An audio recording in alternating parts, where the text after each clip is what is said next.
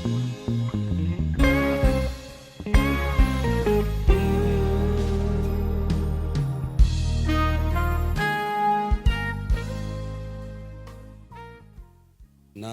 አንደኛ ተሰሎንቄ ምዕራፍ 5 ደግሞ ቁጥር 18 ላይ ይላል ስለ እናንተ እያመሰገኑ ሲጸልይ ስለ እናንተ ማሳሰብን አልተውም። ለኤፌሶን ከእስር ቤት ምእመናኑ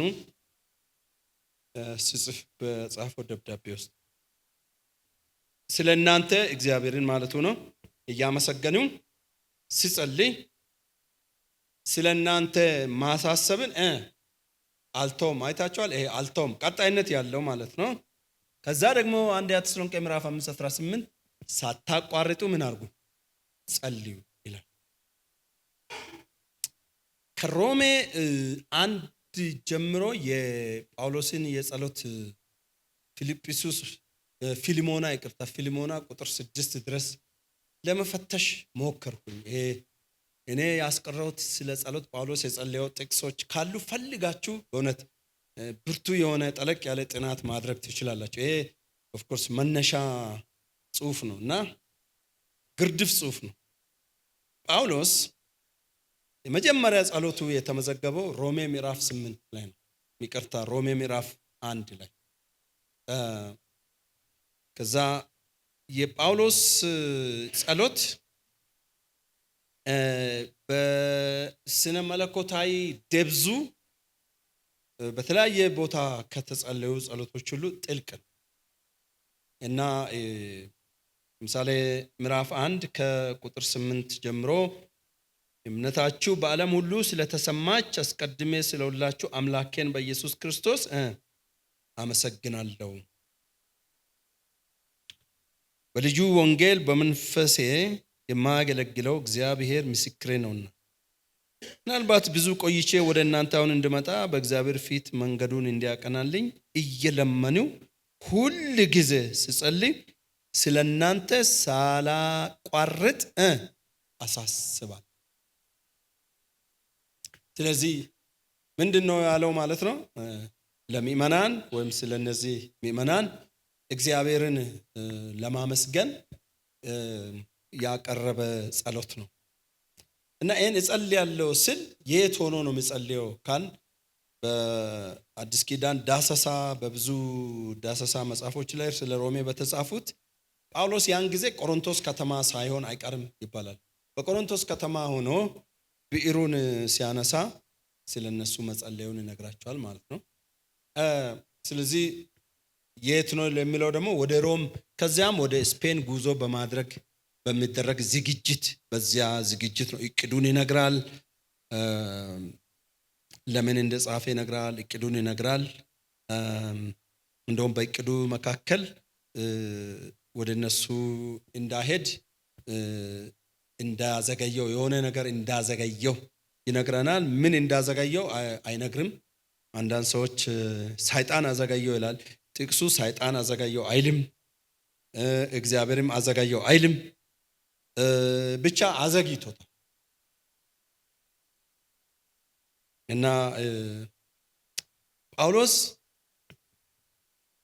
ከዛ ከምዕራፍ 1 ጀምሮ እስከ ምዕራፍ 9 መጨረሻ ድረስ ጳውሎስ ሲጸልይ አትመለከቱም በጽሁፉ ውስጥ። ልክ ምዕራፍ 10 ላይ ሲደርስ ግን ጸሎቱ ይቀጥላል። ምዕራፍ 10 ለማን ይጸልያል ማለት ነው? ለራሱ ሕዝብ ለቤተ እስራኤል ይጸልያል።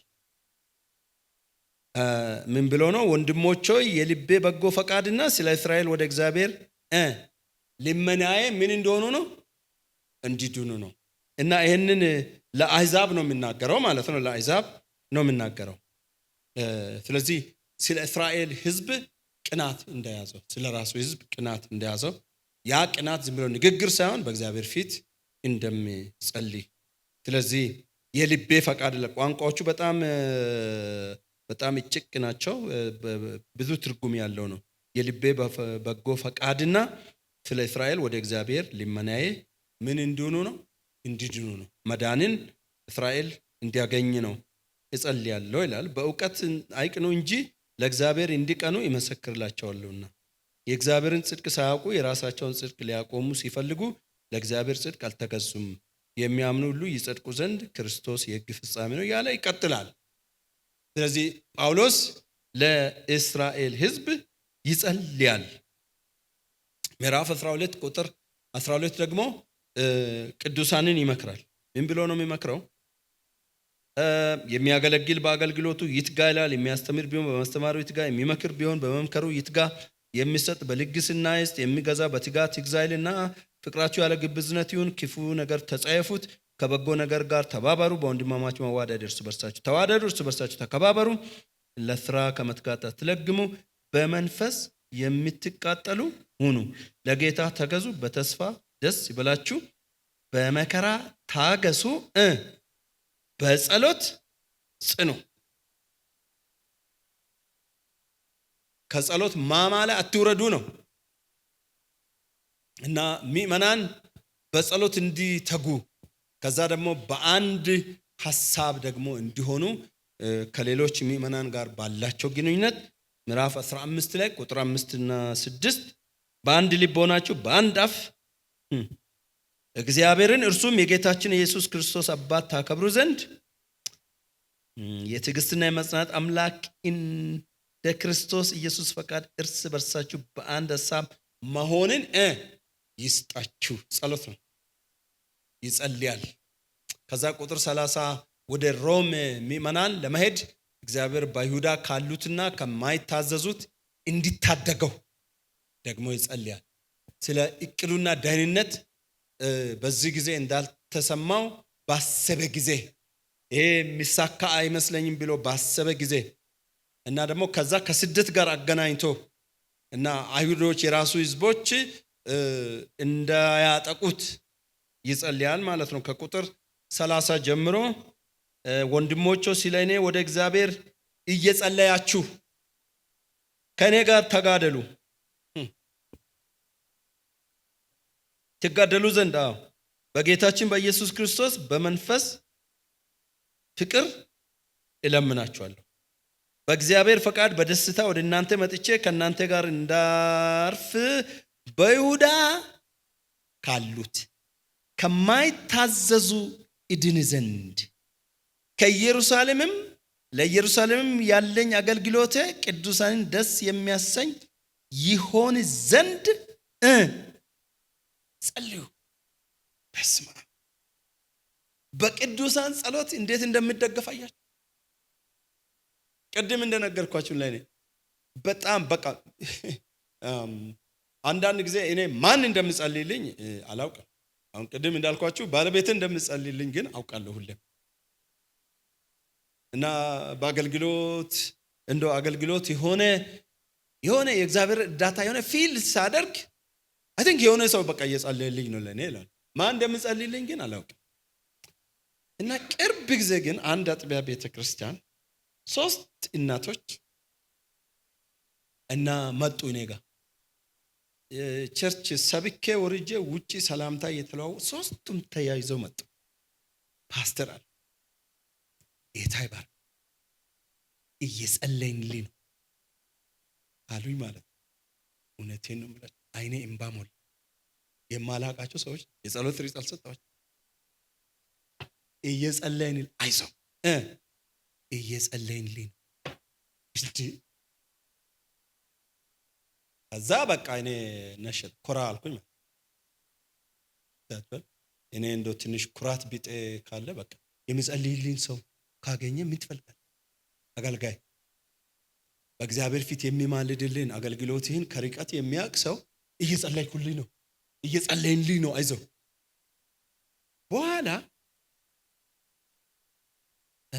እንዴት ነው ብዬ ትንሽ አጠና ሳጠና ለካስ የሁለቱ እናቶች ወጣቶች ልጆች ላይ የሆነ ቦታ ፕሪማሪታል ሜሬጅ ትምህርት አስተምረን።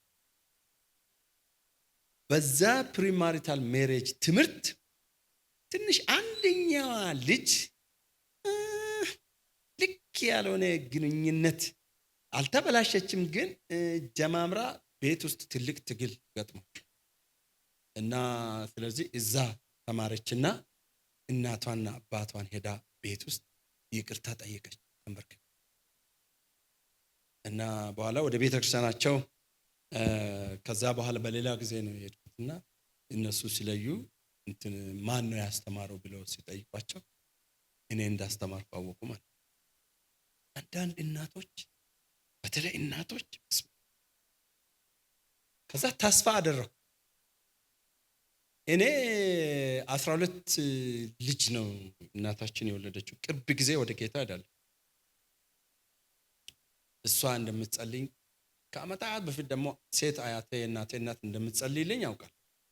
ግን ሌላ ሰው እንደምትጸልይልኝ እኔ 7 እህቶች አሉ። አንዳቸውም ይኸው ልብ አድርጉ፣ አንዳቸውም እየጸለይን ነው ብለው አያውቁም። ቤታቸው ሲሄድ ለእኛ ጸልይ ይላሉ እንጂ ለእኔ ሲጸልዩ አልሰማሁም። እና 12 እንግዲህ 11 ወንድሞች እህቶች፣ 2 በጌታ ዘንድ ናቸው። ስለዚህ 9 አሉ ማለት ነው። 9ኙም እኛ እየጸለይን ነው ብለው አንዳቸውም አልነገሩኝም። እና ግን ጸሎት ጥሩ ነው ብቻ ሳይሆን ጸሎት በጣም ጥሩ ነው። ጸሎት በጣም ጥሩ አይደለም፣ ጸሎት እጅግ በጣም ጸሎት በጣም አገልጋዮች የጸሎትን ጥቅም አውቀዋል። ኢየሱስ ጸልያል። የጥንቷ ቤተክርስቲያን ጸልያለች። ሐዋርያት ይጸልያሉ። ሐዋርያት በቅዱሳን ጸሎት ላይ ዲፔንደንት ናቸው። ስለዚህ ይሄ ሰው ያውቃል። በቃ ምንድነው መግቢያ ጥቅስ እንዳትረሱ፣ ያለኔ ምንም ልታደርጉ አትችሉም። ኢየሱስ ራሱ ጸሎት እርዳታ ያስፈልገው ነበረ። ከጸለየ ሐዋርያትን ደግሞ እንደዚህ ብሎ እነሱ በጉዟቸው ቤተክርስቲያን ተከላ ሁሉ ላይ ከጸለዩ እኛም ጸሎት ያስፈልገናል ማለት። ይሄ እኮ ጃያንት የሆነ አገልጋይ እኮ ነው። ስንት ቤተክርስቲያንን የተከለ ሰው ነው ሐዋርያው ቅዱስ ጳውሎስ። የበረታ ሰው ነው። ብዙ ስኬትን ያየ ሰው ነው። ስኬት የሚለውን ትምህርት ጥቅስ ውስጥ አስገብተን ካየን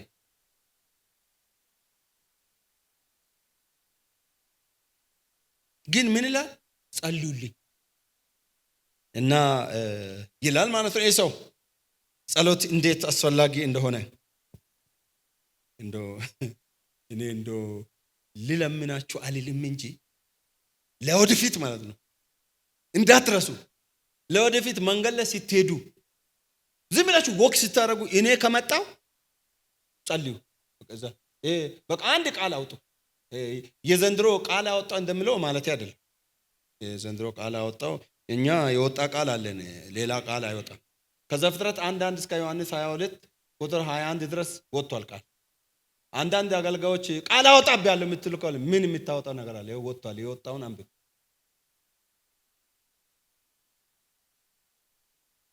ይሄ ንግግር ትንሽ አይመቻችሁም አይደል?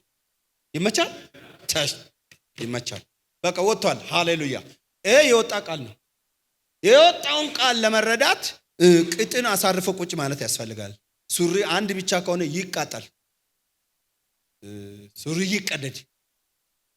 ቁጭ ብሎ ማጥናት ነው። በቃ ይሄ የወጣው ቃል ምን ማለት እንደሆነ መረዳት ነው እንጂ አንድ ጊዜ መጋቢ ተስፋዬ ጋብሰው እቺን ጠይቄዋለሁ፣ ባልጠይቅ አልናገርም። ጠይቄዋለሁ እሱን ተስፍሽ እኛ እዛ ስለሆነ እንወደዋለንና ተስፍሽ ነው የሚለው። ተስፍሽ ይሄው እንደዚህ ብለሃል አሉ ብዬ ጠየቁ። ምንድነው አሉ። አንዱ ኮንፈረንስ ላይ ይመጣና ፓስተር ተስፋዬ ጋር ጠጋ ብሎ ፓስተር ቃል አውጣብኝ ይለዋል። ከዛ ያው ተስፋዬን የሚታውቁ ሰዎች እኔ ይለዋል። አዎ። ከዛ ተስፍሽ መጽሐፍ ቅዱስ አለ? አዎ አለኝ ይላል ልጁ ፈጠን ብሎ። በቃ ሂድና እሱ የወጣ ቃል አንብብ ይልና ምን አለው? ለጊዜው እኔ አቅመ ቃል አውጣ አልደረስኩም።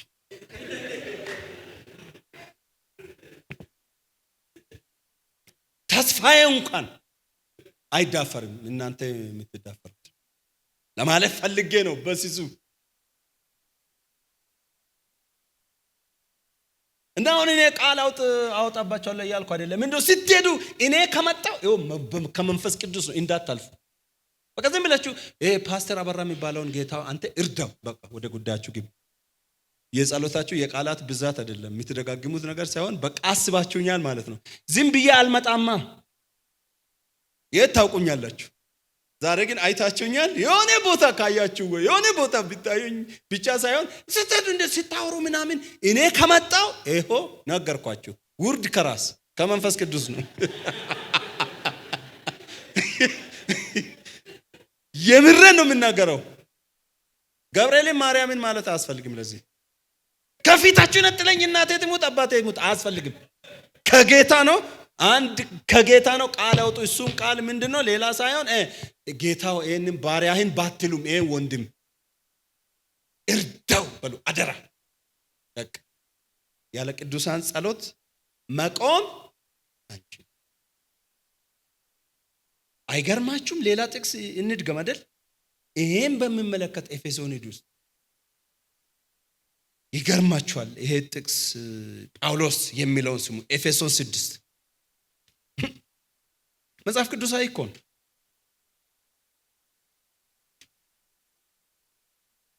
ኤፌሶን ስንት ብያለሁ? 6 ተመልከቱ። ከ18 በጸሎትና ምዕራፍ 6 18 በጸሎትና በልመናም ሁሉ ዘወትር በመንፈስ ጸልዩ፣ በዚያ ሐሳብ ስለ ቅዱሳን ሁሉ የለመናችሁ በመጽናት ሁሉ ትጉ። ደግሞም የወንጌልን ምስጢር በግልጥ እንዳስታውቅ አፌን በመክፈት ቃል ይሰጠኝ ዘንድ ስለ እኔ በኢየሱስ ስም ስለ ወንጌልን በሰንሰለት መልእክተኛ የሆኑ መናገር እንደሚገባኝ ስለ እርሱ በግልጥ እናገር ዘንድ ለምኑ ይላል። ይኸውላችሁ ቅዱሳን በየቤተ ክርስቲያናችሁ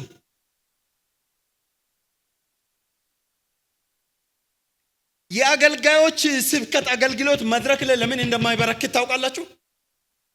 ምጸልይላቸው ስለሌለን።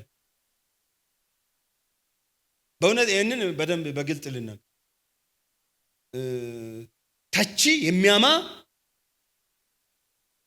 ሚመን ነው እንጂ ያለው ለአገልጋዩ የሚጸልይ ሚመን የለም። አገልጋዮችም ደፍሮ ጸልዩ፣ ይባካችሁ ለእኔ ጸልዩ አይሉ። አገልጋዮቹም ብቃት ይሰማቸዋል። ቢቁ ናቸው። እኔ ከማናንሽ ቢቁ ናቸው። በፍጹም እስቲ ቄሶች ጃንሱ፣ ቄሶች፣ መጋቢዎች፣ ወንጌላውያን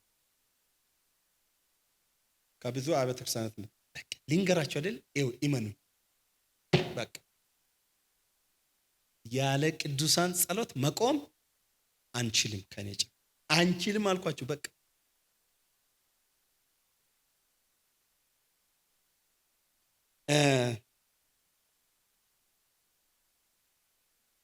ካልሆነ በቃ ዝም ብለን ነው የምንጮኸው። በነገራችን ታውቃላችሁ መጮህ በእኛ ባህል፣ እኔ ባደኩበት ባህል የባዶ እንስራ ምልክት ነው።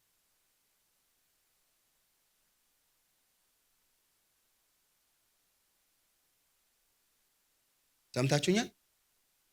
ባዶ እንስራ ኳ ኳ ኳ ይላል።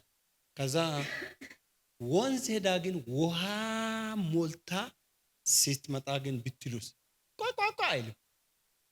ዱዱዱዱ ፍሬ ሞልቶ። ከዛ እኔ አንድ አባት ዮሐንስ ጋሽ ዮሐንስ ባሰና የሚባሉ ታውቁ እንደሆነ ፓስተር አንተ ልታውቃቸው ትላል። ሳሚ ዮሐንስ ባሰና እሳቸው ለአገልጋዮች ሲያሰለጥኑ እንደዚህ ሲሉ እኔ በርግዶ ገባ ትምህርቱ። ከዛ ስነ መለኮቱም ትንሽ ጩኸት ቀንሷል። የእሳቸው ግን ስልጠና የበለጠ የኔን ጩኸት ቀነሰ ማለት ነው። ዝም ብሎ መንጫጫት ቀነሰ ማለት ነው። እቺን የተናገርኩትን እንገልብጠውና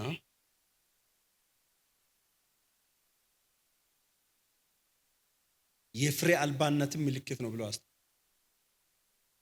ግን ጸሎት የረዳው ሰው፣ ጸሎት ያገዘው ሰው፣ የእናንተ የእህቶች እንባ የደገፈው ካህን፣ የደገፈው መጋቢ፣ የደገፈው ወንጌላዊ ውጤታማ ነው። ውጤታማ ነው።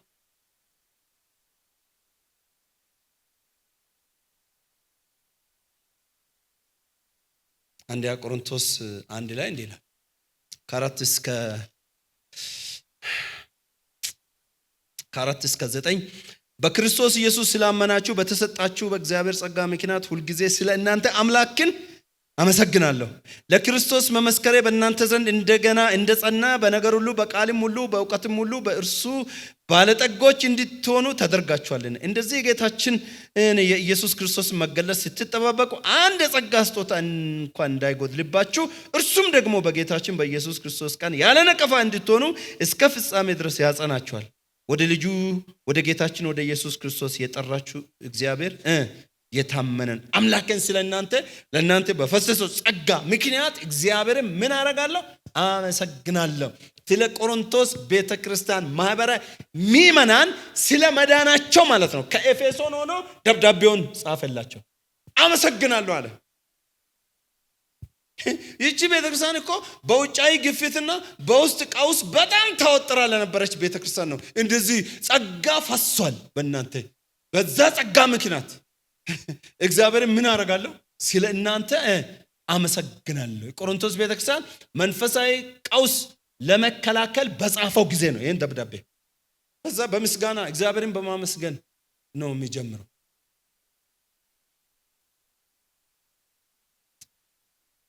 ዋው! እስቲ እንዝለልና ገላትያ 6 ሂዱ። የቀረው እናንተ አንብቡ።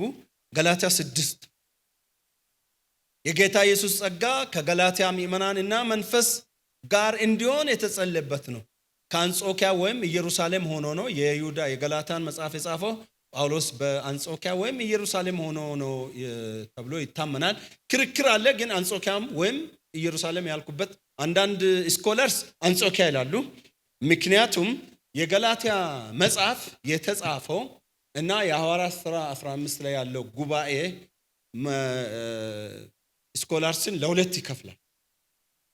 ምክንያቱም ከኢየሩሳሌም ወርዶ ይሁድነት የሚያምኑ ወደ አንጾኪያ ወርዶ ነው ቸርችን የበጠበጡት።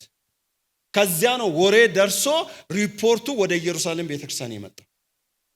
ስለዚህ በዚህ ምክንያት ለሁለት ይከፈላል። ኢዘር ከኢየሩሳሌም ነው ወይም ደግሞ ከአንጾኪያ ነው። የይሁድነትን ትምህርት ለመቃወም በጻፈው ደብዳቤ ውስጥ ነው ይሄንን የሚናገረው። ገላትያ 6:18 ላይ ምን ይላል? ወንድሞቼ የጌታችን ኢየሱስ ክርስቶስ ጸጋ ከመንፈሳችሁ ጋር ይሁን ይላል። ኤፌሶን 1:3 ምን ብሎ ይጸልያል? እግዚአብሔር በክርስቶስ በኩል በመንፈሳዊና ሰማያዊ በረከት ስለባረካቸው የቀረበ የምስጋናና የውዳሴ ጸሎት ነው። ከየት? ከሮም እስር ቤት በእስር ቤት በነበረበት ጊዜና ሁኔታ ውስጥ ሆኖ ለዚህች ቤተክርስቲያን እግዚአብሔርን ያመሰግናል። ጸሎት ምስጋናንም ስለሚያካትት በክርስቶስ በሰማያዊ ስፍራ በመንፈሳዊ በረከት ሁሉ የባረከን የጌታችን ኢየሱስ ክርስቶስ አምላክና አባት ምን ይሁን? ይባረክ ይልና የበረከቱን ምክንያት እግዚአብሔርን የሚባርክበትን ምክንያት ረጅም ማብራሪያ ይጽፋል። ከዛ ቁጥር 15 ጀምሮ ምስጋና እና የኤፌሶን ቤተክርስቲያን ምእመናን ዕውቀትና ጥበብ እና የክብር ባለጠግነት ምን እንደሆነ እንዲያውቁ ጸለየላቸው። ለኤፌሶን ቤተክርስቲያን ምእመናን መንፈሳዊ ሕይወት እድገት ነው የጸለየው ማለት ነው። ለምን ጸለየ ከተባለ ለመንፈሳዊ ሕይወት እድገት ጸለየ። እሺ፣ ለካህን፣ ለመጋቢ፣ ለወንጌላዊ በእውነት ለምእመናኑ እድገት መንፈሳዊ ሕይወት እድገት ከመጸለይ ከማልቀስ ከማንባት ከመማለድ የሚበልጥ ጸሎት የለም የለም። በተለይ የምእመናን መጋቢዎች የምእመናን ካህናት የሆናችሁ መንጋችሁ እንዲያድግ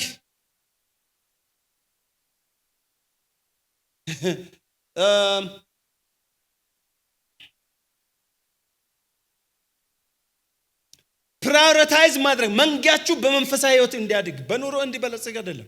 ጥሩ ነው በኑሮ አይገርማችሁም? አንዳንድ የኑሮ ብልጽግና በጸሎት አይመለስም። ብዙ ጊዜ አትልፉ፣ አይመለስም። በቃ እኔ መጽሐፍ ቅዱስን ሳይ አይመለስም። መጽሐፉ የሚለው የእጆቻችሁን ስራ የምናችሁን የእጆቹ ስራ ማለት ምን ማለት ነው? በቃ መስራት ነው፣ አለቀ። እሱን እግዚአብሔር ምን ያደርጋል?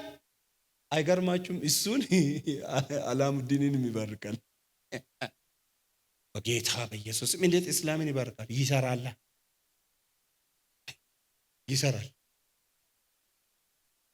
ስራ የተሰጠው ዘፍጥረት 2 ላይ ነው። ከኢየሱስ ክርስቶስ ከመጣ በኋላ ብቻ መስራት የጴንጤ ኃላፊነት ብቻ አይደለም። ጴንጤማ በስራ አይታወቅም እንደ ባለፉት 25 ከ30 ዓመት ባለፉት ዓመታት እስቲ እንፈትሻ በክሩሴድና በምናምን ስንዞር ስንጮህ ነው ያሳለፍነው። የት ስንሰራ ቆይተናል? እውነቱን እንነጋገር እንደ ምናካችሁ እንነጋገር፣ እንወራረድ ነው የስራ ባህል አሁን ትንሽ እየመጣ ነው። እግዚአብሔር ቃል የእጆቻችሁን ስራ ምን አደርጋለሁ ነው ያለው? ይባርካለሁ ነው ያለው። ከዛ ያችን የእጅ ስራ ግን እንዴት አድርጎ ይባርካል? እሱን ነው እኔ አላውቅም። እንዴት አድርጎ እፍ ብሎበት ይሁን የሆነ ነገር ይሁን አድርጎ አላውቅም። ከዛ ይሄ ደግሞ በእኔና በባለቤቴ ህይወት እውነት ነው። ትንሽ ነው የምናገኛት። እንዴት እንደምንኖር ሊነግራችሁ አልችልም። በእውነት በደንብ ጥግብ ብለን በልተን ብለን ነው የምንኖረው።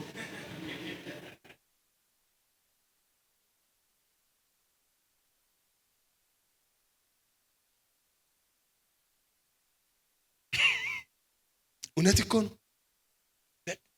ድሮ አንድ ጊዜ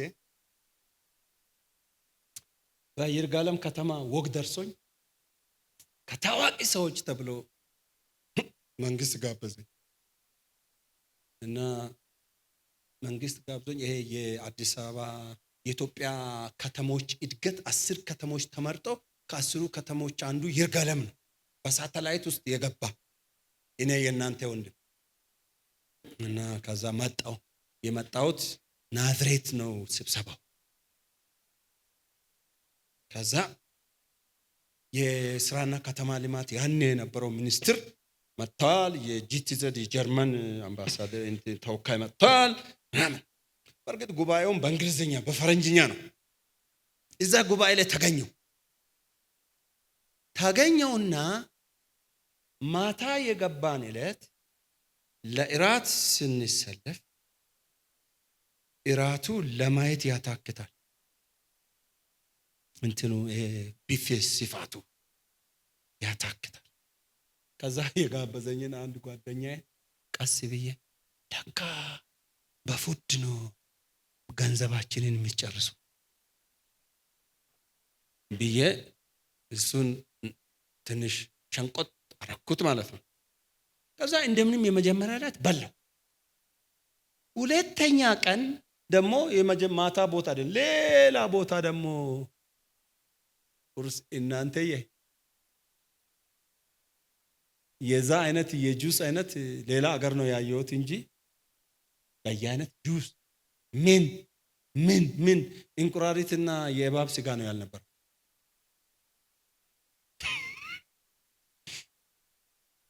በእውነት እኮ ነው። ቁርስ በልተ ምሳ ላይ ደግሞ አሮስቶ በከነነፍሱ ቆም አንዱ። ከዛ እኔን በቃ በአእምሮዬ ለምን እንደመጣ አላውቅም። የዛለት ተናድጄ ማለት ነው። በቃ የሆነ ጥብስ አንድ እንጀራ ቁርጥና ትንሽዬ ጥብስ በማንኪያ ወስጄ አኩርፌ ማለት ነው ቁጭ ብያለሁ። ሰው ሁሉ አንስቶ አንድ ጓደኛዬ ከክልም የመጣ አሁን እንግሊዝ ሀገር ኖራልና አይቶ ምን ሆናል ስለኝ ምንም አልኩ። ሁለት ነገር አኩርፌ ማለት ነው። አንደኛ በእግዚአብሔር አኩርፌ እኮ ነው። ሁለተኛ ምን ሰርቶ ነው ጠዋትና ማታ ክፍል እየተቀያየረ ይሄ ምግብ ተዘርግቶ እነዚህ የሚበሉ ሰዎች ምን ሰርተው ነው አልኩ ብዬ ከዛ ማታ ገባው ወደ መኝታ ክፍል ገባው። ለእኔም እኮ ምን የመሰለ መኝታ ክፍል እንደዛ በቃ ዘር ማንዘሮቼ እንደዛ ተኝተው አቁም ተሰብስበው እና ሄድኩና ተኛው እዛ ክፍል ማታ ከእግዚአብሔር ጋር በአእምሮዬ። አንድ ጊዜ የሆነ ስልጠና ላይ ከየገጠሩ የመጡ አገልጋዮች ምግብ ላይ ተሰልፈው ምግብ በርካታ አርጎ ከመር አርጎ ሲወስዱ ምግቡን የሰሩ እህቶች ምን አይነት ሆዳሞች ናቸው ሲሉ በጆሮዬ ገባ ማለት ያ ሁሉ ወደ አእምሮዬ መጥቶ ጦሽ ብዬ አለቀስኩ። የአገልጋዮች ህይወት አስለቀሰ። በገጠር የኔ አባት ሙሉ ጊዜን ሰጥቼ ሕክምና ሙያ ትቼ ሲሄድ ምን አለኝ መሰላችሁ? በእኔ ቋንቋ እምቢ አለ። በቃ አስተምሬ እንደዚህ አድርገ በል ፍኑንተን ኢት አለ። ፍኑንተን ኢት ማለት እየቀላወጥክ ብላ። ምንድነው እየቀላወጥክ ብላ ማለት? በዚያ እንትን ቀበሌ አገልጋዮች ወይ ጠዋት ማታ ነው ጉብኝት የሚጎበኙ። ጭስ አይተው ጭስ ካዩ ምን አለ ማለት ነው? ምግብ አለ። ከዛ አንዳንድ ተንኮለኛ ቤተሰቦች ስላሉ ደግሞ ካንኳኩ ደህና ናችሁ ብለው ምግብ የሚያነሱ ቤተሰቦች አሉ። ከዛ እነሱ ደግሞ ደህና አደራችሁ ብለው ወዲያው ዛው ብለው ነው የሚገቡት ምግቡ እንዳይነሳ ማለት ነው።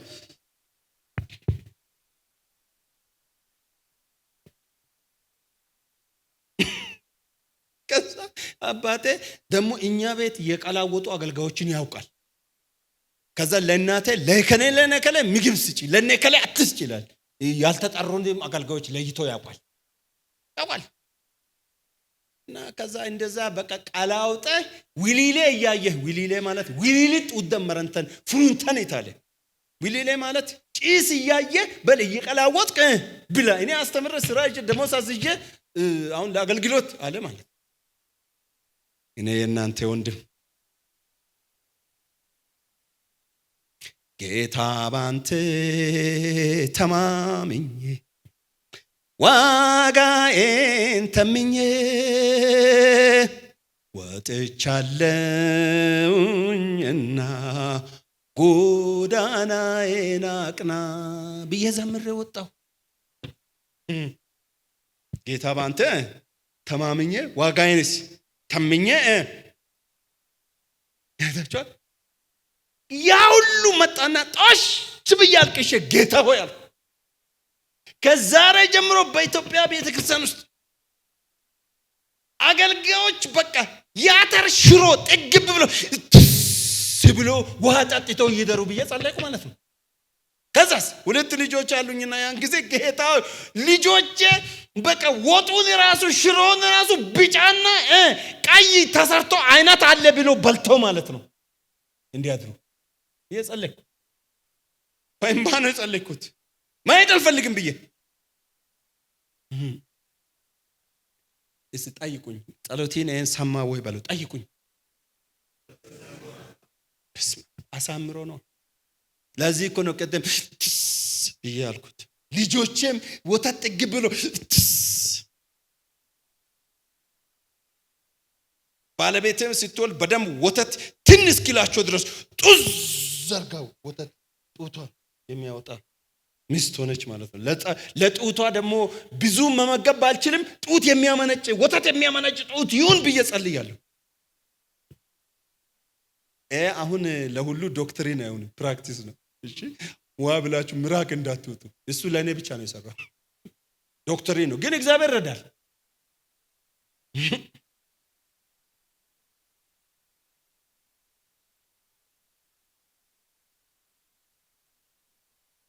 እና ከዛ በኋላ አባል ሊፈርም አሉኝ። እኔ አልፈርም። በቃ ከክልሉም ኃላፊ ጋር ከወረዳውም ኃላፊ ጋር ተጣልቼ አልፈርም ብዬ እኔ እናንተ ወንድም ደግሞ ታውቃላችሁ ያለ 2 ቀን እንትን ብላችሁ 10 ቀን ነው የሚያስፈርሙት። ውሸት። እኔ አልፈርም አልኩ። በቃ እንጀራ አብልታችሁኝ ይተቆኝ በቃ እምቢ ይርጋላ አልፈርም ብዬ ከዛ እንደዚህ አይነት ጉባኤና በኤችአይቪ ስልጠና ተጠርቼ ገንዘብ አልቀበል ትራንስፖርትን ብቻ 20 ብር ተሳፍሬ መጣ 20 ብር ሌላውን አለ እምቢ ካሉ በቃ ካኪሴ ነው እንጂ አለ። ሌብነት ብቻ የሞላበት ምድር።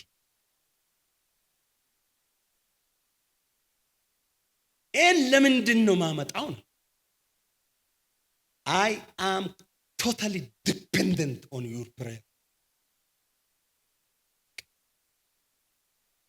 አገልጋይ በሚመናኑ ጸሎት መደገፍ አለበት።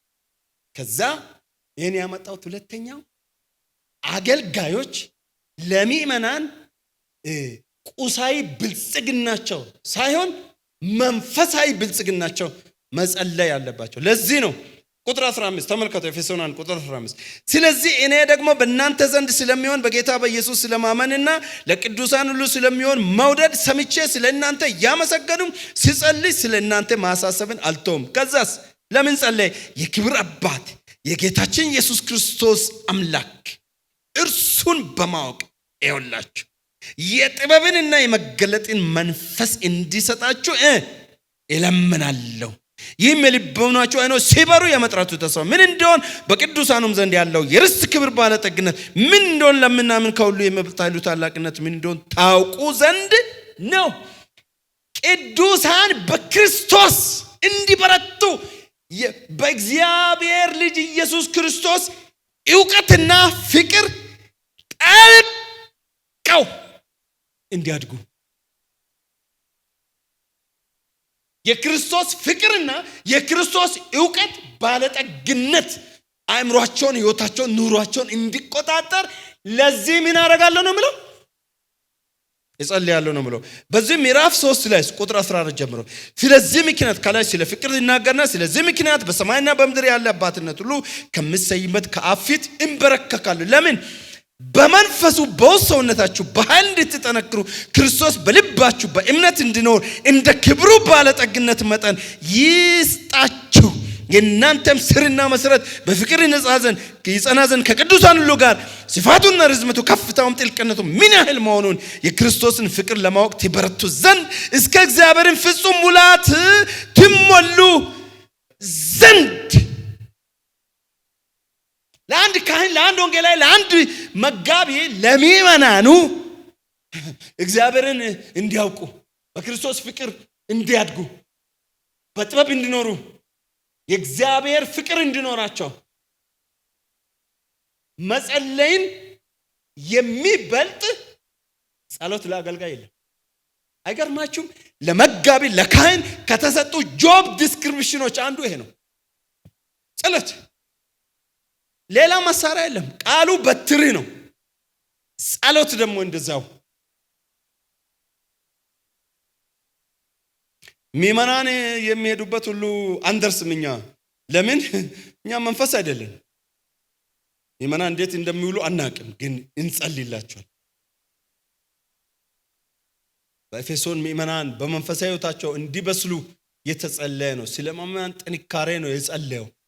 እዛ ለመንፈሳዊ ጥንካሬ ምዕራፍ 6:18ም ጸልየዋል። ምእመናን በመንፈሳዊ ውጊያ ሜዳ በሚሆኑበት ጊዜ ጳውሎስ ደግሞ ለስብከት አገልግሎት ጌታ ቃል እንዲሰጠው እንደሚገባ መናገር እንዲችል የኤፌሶን ምእመናን እንዲጸልዩለት ጸልየዋል፣ ጠይቋል። በእስር ቤት ውስጥ እንኳን ለሚያገኛት አይገርማችሁም? ጳውሎስ በጣም የገረመኝ በዚህ ጊዜ በሰንሰለት ታስሯል። ግን ምን ይላል? በእስር ቤት ውስጥ እንኳን በሰንሰለት ታስሮ እስር ቤት ላሉ ሰዎች መናገር እንደሚገባኝ እንድናገር ለኔ ጸልዩልኝ ይላል። ትዝ ይላችኋል? በመከራ ውስጥ ሆኖ መጸለይ ከባድ ነው። ትዝ ይላችኋል? ኢየሱስ ቅድም መረር ባለ በጣም ሲቪር በሆነ ፔን ውስጥ የሚያደርጉትን ያዕቆብና እስጢፋኖስን ሰው በመከራ ውስጥ ሆኖ በሰንሰለት ታስሮ ወንጌልን እንዴት በፔን ውስጥ ወንጌልን እንዴት መናገር ይችላል? የኔና እናንተ ጸሎት ካልረዳው አይችልም። አይደለም በመከራና በእስር በኮዳዴውም አይችልም። በመደበኛ አገልግሎትና ቀንም አይችልም። የእግዚአብሔር ቃል ለመረዳት ራሱ ጸሎት ያስፈልጋል። አንድ ጊዜ እኔ ይርጋለም እያለሁ ከሕዝቅኤል ውስጥ ልቤ ተተከለ። የሆነ ክፍል ሄርሜኔቲክስ ተምራለሁ። ባጠና አልገባ አለኝ። ደግሞ እንደሳም እሱ ክፍል ይሞግተኛል። ደግሞ አልገባ አለኝ። በቃ ሳምንቱን አልገባ አለኝ። አንድ ቀን በቃ ቢሮ ጸለይኩ ግቢ። ከዛ ቤት መጣው። ባለቤቴን ቡና አፊልኛል። ቡና ይረዳል ነቃ ለማለትም ጭምር ነው። እና ከዛ ቡና አፈላችን። እራት በስሱ በለው። እራት በስሱ ምክንያቱም ከጠገበ እዚህ ሲያቲክ ነርቭ የሚባል ጫና ይፈጥርበታል፣ እንቅልፍ ያመጣል። በስሱ ከሆነ ቡና በዛች ላይ ካመጣችሁ ነቃ ይላል። ከዛ ሳጠና ወደ እኩለ ሌሊት 8 ሰዓት በኋላ ገባኝ። የማጠናው ክፍል ገባኝ። ሲገባኝ ሳላቅ ያልኳችሁ ምንድነው ገባኝና ቤት ውስጥ እኮ ነው ቁጠባ ቤት ይባላል። በዚህ ከጀርባዬ ሌሎች ክፍል ሰዎች የተከራዩ ናቸው። በዚህ ሳይድ ግድግዳ ነው የሚለኝ። ሌሊት ላይ who cares ብዬ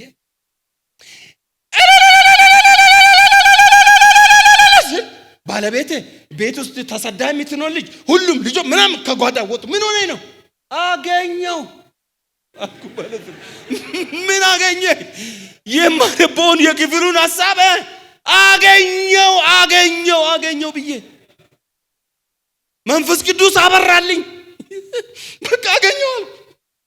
ከዛ ስብከቱን ሰራይ ወይ ብትሉ አልሰራሁትም። እሱ ሐሙስ ማታ ነው 40 አገልግሎቴን ይሁዱን የሚሰብከው። ከዛ ሌላ ስራ እየሰራሁ አሁን ትርጉሙን ገብቶኛል። ከዛ በኋላ ምን ማድረግ እንዳለብኝ አይከብደኝም። ከዛ በቃ በደም ገብቶኛል። አገኘሁት። በእልልታ እኮ ነው ወዳጄ። አንተ አገልጋይ በእውነት አንዳንዴ አሁን እንደ ድሮ ስሜታውኝ እልልም እንጂ አሁንም አንዳንዴ እኔ ተመልከቱ በግሪክም አንብቤ ተምሬያለሁ፣ ሂብራይስጥም አንብቤ በጥሼ ዲግሪ በጥሼም አይገባኝም።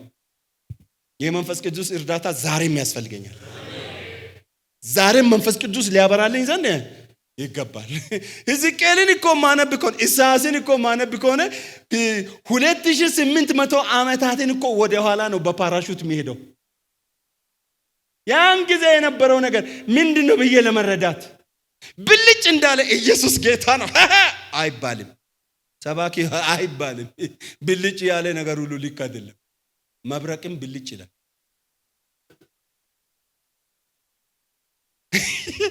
አንድ ሰካራ ቀን ልደት አክብሯል። የልጆቹን ልደት አመሻሽ ሄዶ ጠጥቶ ዝናብ ዘንቦ ቦይ ውስጥ ተኝቶ እያለ ቀን የልጆቹን ፎቶ ያነሳው ዶጮ ይባላል ልጁ። ከዛ እዛ ተኝቶ ቦይ ውስጥ እያለ መብረቅ ብልጭ ሲል እኔ ዶጮ ንግር ያለው ቅድም በቃ ያነሳው ይበቃል። እኔ አሁን ለእያንዳንዱ ላነሳው ፎቶ አልከፍልም። አሁን መብረቅ ብልጭ ስላለ እኮ ፎቶ መስሎት ነው። ዶጮ ይበቃል ቀን ያነሳው እያለ ብልጭ ያለ ሁሉ ካሜራ አይደለም። እሺ መብረቅም ነው ሌላም ነገር ነው። ከዛ ምን ብልጭ እንዳለ አስተውሉ። እውነት አይደለም? አዎ እውነት ነው። የጸሎት አገልጋዮች አስተውሉ። ብልጭ ያለ ነገር ሁሉ እና ከዛ በቃ ስብከቴን ሰራው አልረሳም እስከዛ። እንደዛ አይነት ልምምድ ቀጥሏል ካላችሁ አዎ ቀጥሏል። ዛሬም የቃሉን ክፍል እግዚአብሔር ሊናገር የፈለገውን የልቡን ትርታ ሳገኝ ከዛ የሚበልጥ ነገር የለም ለኔ።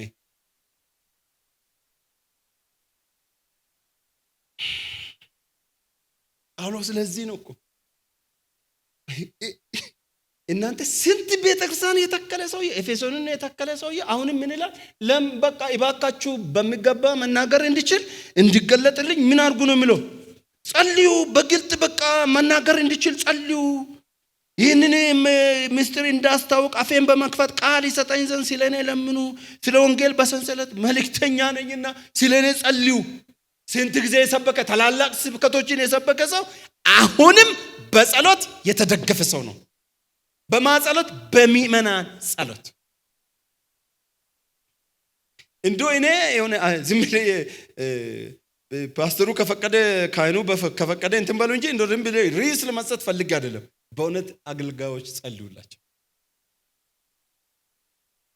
እንደው ለአገልጋዮች እንደው በልዩነት የምትጸልዩ እህቶችና ወንድሞች እናንተ የተባረካችሁ ናችሁ። እስቲ ወደ ፊልጵስዩስ ሂዱ። ፊልጵስዩስ ምዕራፍ 1 ላይ ከቁጥር 3 ጀምሮ እግዚአብሔር ስለ ፊልጵስዩስ ምእመናን ምስጋና ማቅረብ ምእመናኑን ባሰበ ጊዜ ቁጥር 3 ሁልጊዜ በጸሎቴ ሁሉ ስለ እናንተ ሁሉ በደስታ እየጸለዩ ከፊተኛው ቀን እስከ ዛሬ ድረስ ወንጌልን በመስበክ አብራችሁ ስለሰራችሁ ባሰባችሁ ጊዜ ሁሉ አምላኬን አመሰግናለሁ ይላል። ቆላስይስም ላይ ይህንን ነው ያደረገው። ተሰሎንቄ ላይ ለተሰሎንቄ ምእመናን እምነታቸው እግዚአብሔርን አመሰገነ። እምነታችሁ ወደ ዓለም ሁሉ ወጥቷል ብሎ ማለት ነው። ተሰሎንቄ ላይ የተሰሎንቄ ምእመናን የወንጌልን ቃል ስለተቀበሉ እግዚአብሔርን የተሰሎንቄ ምእመናን የበለጠ ለማገልገል ተሳክቶላቸው ፍሬያማ ሆኑ እንዲያዩ በናፈቁ ጊዜ መንገዱን ወደ ተሰሎንቄ ጌታ እንዲያቀና ሊጎበኛቸው ባሰበ ጊዜ ጳውሎስ ይጸልያል። ሊጸልዩ በሁሉ እንዲያመሰግኑ ይጸልያል። በጣም የሚገርም ነው የጳውሎስ እናንተ በእውነት አንብቡ እና ሁለተኛ ጢሞቴዎስ ላይ በጸጥታ ለመኖርና ባለስልጣናት ክርስቶስን እንዲያውቁ ወንዶቹ ልጆቻቸውን እያነሱ እንዲጸልዩ ሲያስብ፣ ለጢሞቴዎስ ደግሞ ሲያስብ የጸለየለት ጸሎት ሮም ውስጥ ሆኖ ለጢሞቴዎስ የጸለየው ጸሎት፣ ለፊልሞና እምነት እግዚአብሔርን ሲያመሰግን ከሮም እስር ቤት ሆኖ ፊልሞና የበለጠ ለጌታ ፍሬ እንዲያፈራ የጸለየው ጸሎት it's just amazing። ከዛ ይሄን ሁሉና እሺ ከዚህ ከሐዋርያው ጳውሎስ የጸሎት ህይወት ምን እንማራለን? ጸሎት ሁለተኛውን ነጥብ አንብቤ ለካህኑ ሰጣ።